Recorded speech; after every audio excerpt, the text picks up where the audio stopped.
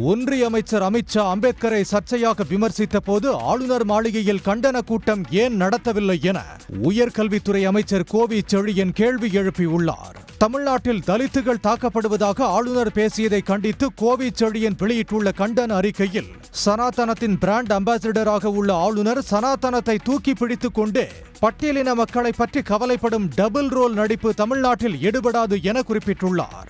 நாடு முழுவதும் பட்டியல் மற்றும் பழங்குடியினர் மீதான தாக்குதல் வழக்குகளில் உத்தரப்பிரதேசம், ராஜஸ்தான், மத்திய பிரதேசம், பீகார், ஒடிஷா, மராட்டியம் என பாஜக ஆளும் 6 மாநிலங்களில் மட்டும் 81% வழக்குகள் பதிவாகியுள்ளன.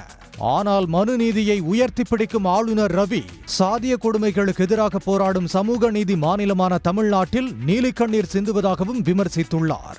மேலும் அம்பேத்கரை பற்றி பேசவோ திராவிடத்தை தூற்றவோ ஆளுநர் ரவிக்கு எந்த தகுதியும் இல்லை என்றும் உயர்கல்வித்துறை அமைச்சர் கோவி செழியன் சாடி உள்ளார்.